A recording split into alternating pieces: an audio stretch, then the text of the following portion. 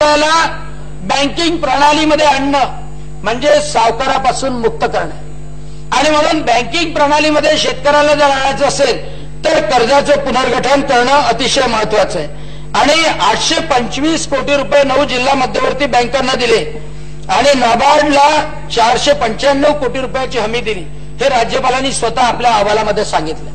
अध्यक्ष महोदय, तरी पण अनेक शेतकऱ्यांची मागणी आहे, माझी सुद्धा मागणी आहे की शेतकऱ्यांना कर्जमाफी झाली पाहिजे। वीरेंद्र जगताप, ऐका, शेतकऱ्यांना कर्जमाफी झाली पाहिजे ही माझी मागणी आहे। परंतु 2007 मध्ये जी कर्जमाफी झाली होती ती विदर्भातल्या शेतकऱ्यांसाठी फसवी कर्जमाफी होती।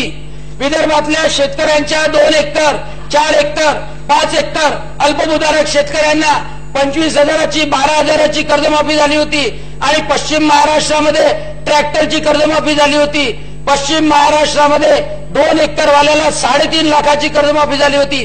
विदर्भात आत्महत्या झाल्या होत्या, फायदा पश्चिम महाराष्ट्राला झाला होता। अशी कर्जमाफी आम्हाला नकोय, अशी कर्जमाफी आम्हाला नकोय।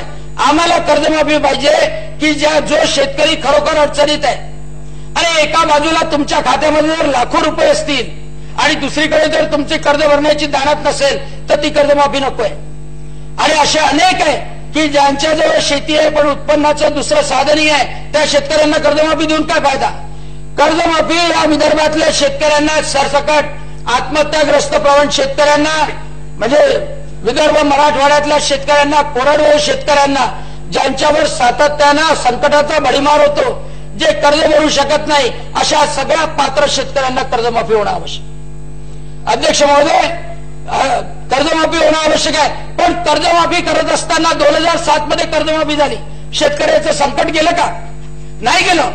शेतकऱ्याचं संकट पुन्हा ताट वाढून उभं राहिलं, कारण का स्वामीनाथन आयोग सांगतो की कर्जमाफी हा शेवटचा उपाय नाही। कर्जमाफी हे तात्पुरता मलम असू शकेल, कर्जमाफी सोडवणूक करण्यासाठी एक अर्ली उपाय असू शकेल, परंतु शेतकऱ्याला जर वाचवायचं असेल तर शेतकऱ्याच्या शेतामध्ये इन्फ्रास्ट्रक्चरसाठी गुंतवणूक झाली पाहिजे। शेतकऱ्याला पाणी, वीज, मजूर, यांत्रिकीकरण आणि एवढंच नाही तर मजुरी सुद्धा मनरेगामध्ये देण्याची योजना आणली गेली पाहिजे। आणि रेशीम उद्योगासाठी, रेशीम शेतीसाठी देवेंद्रजी फडणवीस यांच्या सरकारने 150 दिवसाची मजुरी ही मनरेगामध्ये दिलेली आहे आणि तेच मॉडेल हे शेतीमध्ये सुद्धा आणणं आवश्यक आहे।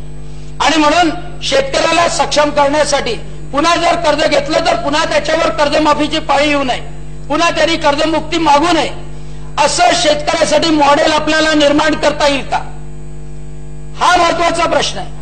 कारण प्रत्येक वेळेला 2-3 वर्षानंतर आपण राजकारणासाठी शेतकऱ्याला कर्जमाफीचा विषय जर आपण वापरत असू तर त्यामध्ये शेतकऱ्याचं भलं होणार नाही। परंतु शेतकऱ्याच्या शेतीमध्ये इन्फ्रास्ट्रक्चर करून, निर्माण करून आणि त्या शेतकऱ्याला सक्षमपणे उभं करून घेतलेलं कर्ज त्याला फेडण्याची क्षमता निर्माण करण्याची योजना, ते मॉडेल, ते महाराष्ट्र सरकारने निर्माण करावं अशी मागणी करतो। माझ्या प्रस्तावाचं समर्थन करतो आणि हा प्रस्ताव मांडतो आणि माझ्या शब्दांना विराम देतो। जय हिंद, जय विदर्भ।